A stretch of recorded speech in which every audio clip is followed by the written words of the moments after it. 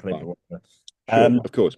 Not a okay, problem. so if we just fire in, well, obviously we go into Saturday's game with Scotland in a position to win an unprecedented fifth Calcutta Cup in a row. I guess what accounts for the recent Scottish dominance in this fixture? Well, quite simply, they've been better. Scotland have been a better team, frankly. If you look back, I've been looking back the last couple of days at some of the highlights, and some of the rugby Scotland have played has been fantastic and has deserved its reward. I mean, there is clearly a flip side of the coin that England haven't covered themselves in glory in recent years in this fixture. But I'd always err on the side of if you look at how Finn Russell has played, if you look at how Duhan van der Merwe has played, they've put it up there and they've given themselves a chance to win, and they have done. They've the last couple of years, for example, they've scored 29 points in each occasion, and that's been good enough. So yeah, if you score more points than the opposition, then you got to get full credit. Mm.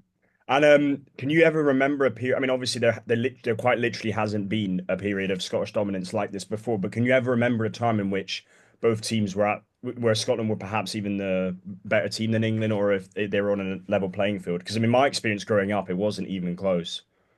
Yeah, well, you're talking to a sort of sad old git. So some of us can remember quite a long way back. So yeah, in the '70s, England were not very good, frankly. And whereas I didn't grow up in Scotland, but I grew up a big fan of people like Andy Irvine and Dougie Morgan and Jim Rennick and these, well, a bit later John Rutherford, and these guys were incredible players, and yeah, Scotland played much more exciting rugby and were quite successful. Not so much at Twickenham, but certainly at Murrayfield.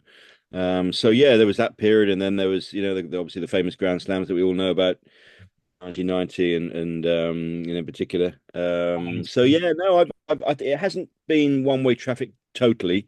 A little bit at Twickenham maybe for a long period. They just couldn't win at Twickenham, could they, Scotland? But other than that, yeah, no, I think it's always been a fixture that has a bit to it. For everybody really. Not you don't have to be English or Scottish to enjoy the history, to enjoy the sort of edge to it. And yeah, I've always enjoyed it. Mm. And then do you feel it's the biggest rivalry? I mean, obviously it's the longest standing, but do you think it's the biggest rivalry in the Six Nations, or do you think it's because a common criticism I hear from my English mates is that uh, we care about it a lot more than England fans do. Do you think that's a fair criticism? I think it's a thing always lobbed at England. We care more than you do, sort of thing. I don't know. It's very hard to quantify, isn't it? In the end, it's anecdotal, and I think if you talk to any of the England players in the dressing room, they care just as much as the Scottish guys in their dressing room. I just think there's a different. There's all sorts of historical reasons. I think the answer to your question is that it's cyclical. Sometimes back in the day, England against Wales was a massive game, and it defined maybe um, both countries' seasons. I think actually the same is true now of England and Scotland. If it's become a game that if England lose to Scotland, then their season's been hasn't been very successful, and vice versa. Mm. So yeah, I think there's a lot on it, but not just for the history reasons. I think there's a lot on it for just this season's championship and self belief and all those things. But that's actually what I was going to get onto because what I've found extremely strange in the build up to this game, and for both teams so far in this competition, is the complete shift in narrative, especially going from the autumns and into after the second week. Whereas England, it was, I mean, just non-stop criticism directed at the team for not being able to finish off a game. Borthwick looking a bit clueless, still not knowing his best team a few years into the job. And yet one win against France, and the entire narrative has now shifted into, well, if we beat Scotland, then we can really kick on and potentially win the whole competition. And then on the flip side, if you look at Scotland, if they're to lose, I feel like there'll be a lot more criticism towards Gregor Townsend. Has he done everything he can with this team? I guess what are your thoughts on that, on the kind of shifting narrative between both teams? Well, I think it tells you a lot about the Six Nations, doesn't it? And the ebb and flow and why it's such a compelling competition because as you say, one result can change an awful lot. Certainly perception. I think clearly these things it depends how you lose sometimes, I think, or how you win. And so I think when you look at it on another day, maybe England wouldn't have beaten France, would they? They wouldn't have dropped all those balls, and England would have lost again, and suddenly you get a a different perspective. But I think if you were actually at Twickenham for that French game, it was a mixture of relief, but also they played some decent rugby. They hung on in the end. They were stronger in the final quarter, which they haven't been for a while. So there were clear signs of improvement. And so I take your point. I mean, but two things can be true at the same time, can't they? You know, Borthwick was under a bit of pressure. Now he's under less pressure because they've had a win. Gregor Townsend, you know, they've Scotland have got a fantastic generation of players, and he's done a really good job.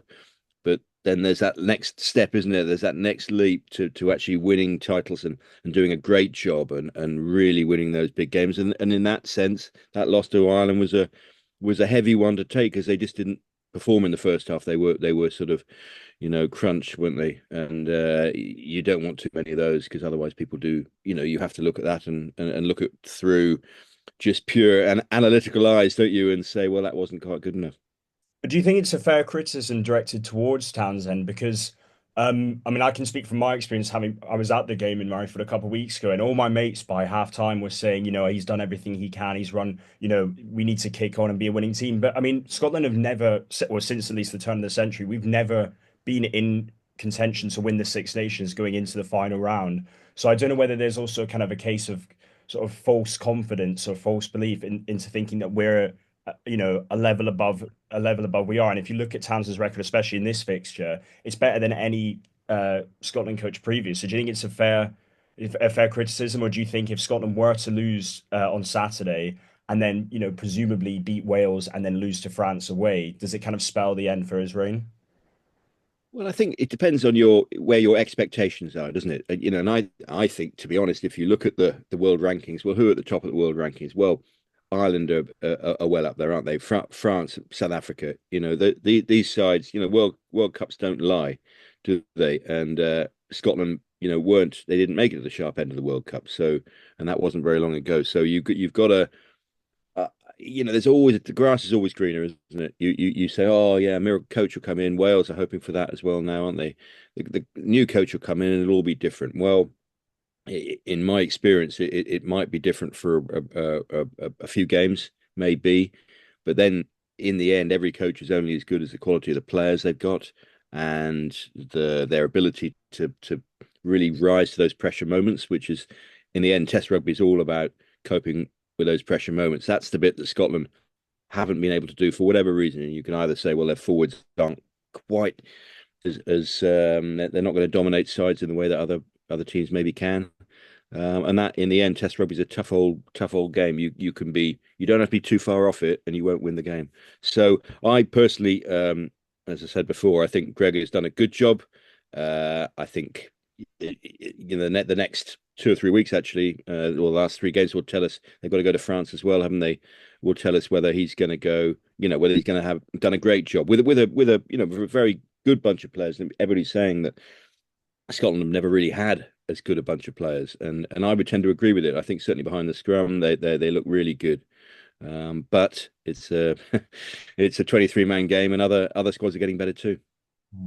And if we look to England, obviously the win against France was kind of a massive boost for them after, the kind of theme of their autumn series being sort of, uh, losses in the last 10 minutes. They managed to start, stick in and win in the last minute. Do you think that win in some way has kind of masked a lot of the flaws that were directed towards Borthwick's management, or do you now see an England team that can kick on from here on out? And I think their problem has been that they've lurched from one thing to another. We some of us were lucky enough to go on tour down to New Zealand last summer, and they were genuine signs. They really took the game to the All Blacks. There were signs that they were just trying to do things a bit differently. They had a different defensive system. Came back in the autumn, and they two of the coaches had gone. Felix Jones, the defense coach in particular, Alan Walters, the fitness guy, and yeah, they disappeared, and suddenly they were sort of a bit like when you go camping and you lose some of your tent pegs. They weren't. Everything wasn't quite as stable as it might have been, and so I think that set them back a bit. They had some defeats. Clearly, confidence doesn't help. I think they look a bit more stable to me. As you say, you can't judge everything on one game, but it just seemed to me that they've got good players there. It just Borthwick's a great believer in cohesion and the more times players play together, the more comfortable they'll be. I think that only works up to an extent if your players, again, as I said before, if your players are good enough or better than other teams, then that'll work. I think it only takes you so far. So yeah, I think it's a big game. It's a big game for England. You wouldn't put your entire mortgage on England at the moment, but then that's probably the same. You wouldn't put your entire mortgage on Scotland at the moment, and that's what makes it such a compelling game. Mm.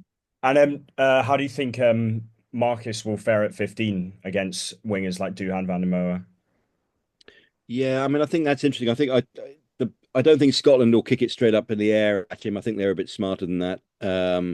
But I personally, I don't. He's a 10. He's a number 10, and I mean, by all means, put him to fullback. In extremis or against sides who maybe you think you're going to be able to beat anyway.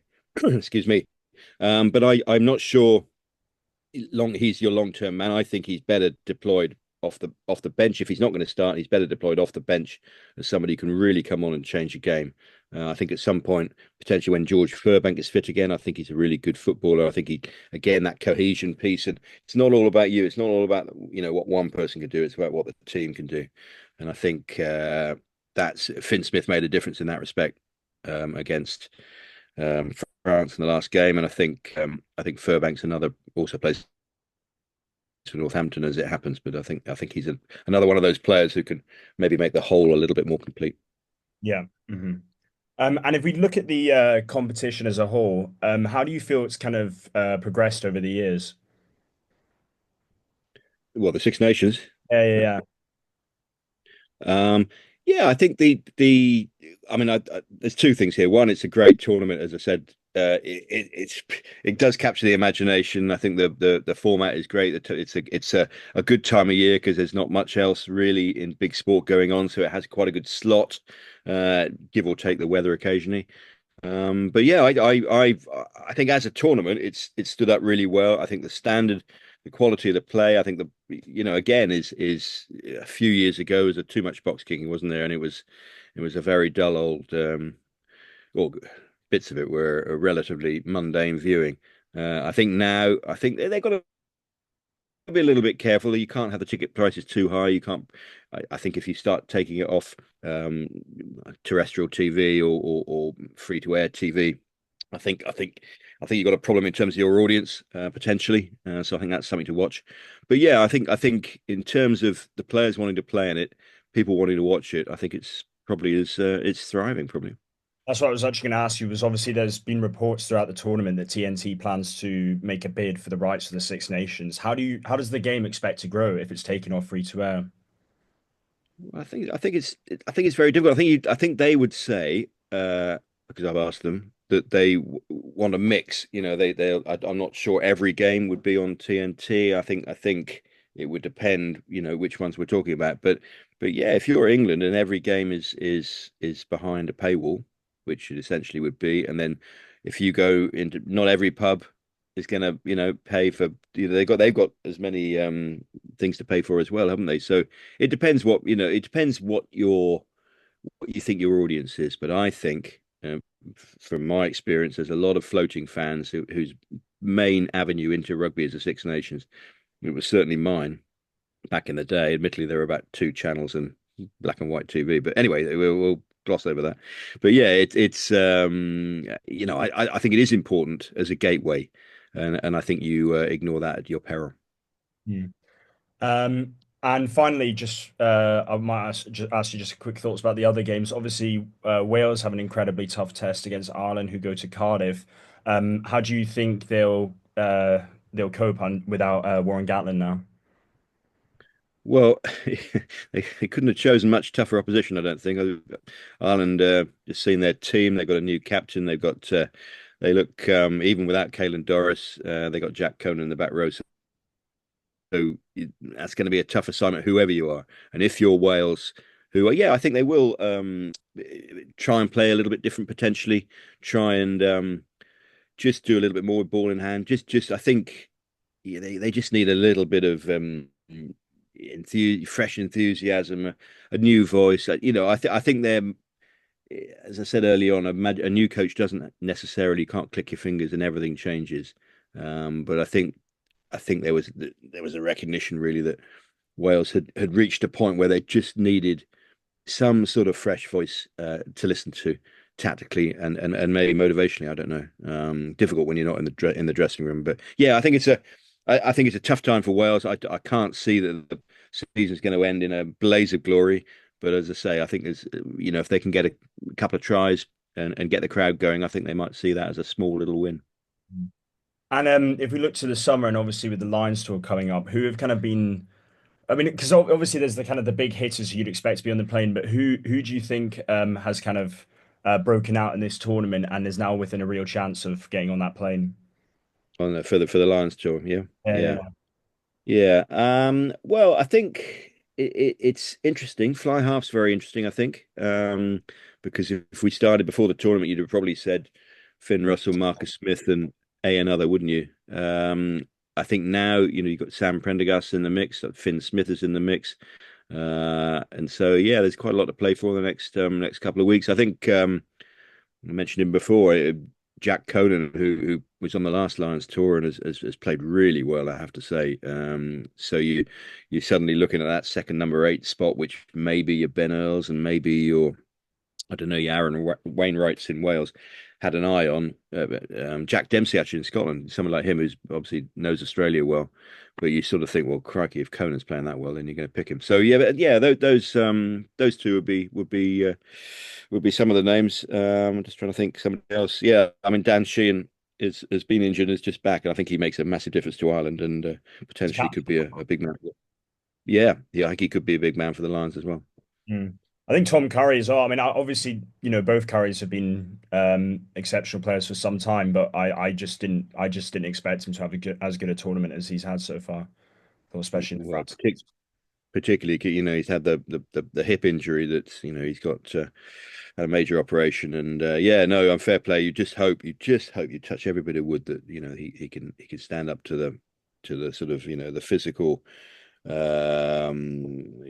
Well, everything he puts his body through. You really hope that he can have a good long lengthy career from here. Yeah. If I quickly go back to Scotland, I just wanted to ask, because I forgot to ask you earlier, how do you think they've dealt so far with the loss of Tuipulotu? And do you think that there's any way that they can beat a team like England and France without him in the mix? Well, we'll see. We'll see who does play this time. I mean, they can't rely just on one bloke. I think he's a great player, really, really good player, and he would have made a difference. But I think I think Cameron Redpath is a good player who's had success against England before. For example, Tom Jones, another good player, who, as I say, he can play a number of positions. But I think he's a good footballer, and you'd want him in your team. Again, it's that blend, isn't it? And I think Finn Russell felt obviously very comfortable with Tuipulotu just outside him. So did Hugh Jones. So yeah, it's not easy, but there are people there who are good players who should be able to fit in, and Scotland still have a very good backline in theory, regardless of what number they're wearing. And finally, not to keep you for too long, could you give me a quick prediction on what you think the final standings will be and for the game on Saturday? Okay, the final. Well, let's start with the game on Saturday. Uh, I mean, England are, let's say, they are due a win in the Calcutta Cup. It's fair to say. So I think they might just sneak it. I don't think there'll be masses in it. But funnily enough, I think they might get, yeah, 29. I'm not sure about the weather. The weather's sort of, Think it'll be high scoring. yeah, I mean, I think there'll be a few tries. I don't think it'll be mega, mega. I mean, there's obviously the 38 draw a few years ago was quite something. So no, I'll go for England by 6 points, but not with any huge, massive confidence. Well, let's hope you're wrong. And what do you think the final standings will be? I think Ireland, I hate to say it, are in a very strong position, aren't they? So unless France can really pull something out of the bag, you can see Ireland coming through. Then I'd have to, it depends on bonus points and depends obviously France, potentially would hope to beat Scotland in that last game. So yeah, I do. I think it's Ireland's title to lose probably from this point. I'm being quite And then thereafter, yeah, and I think probably Wales will finish bottom.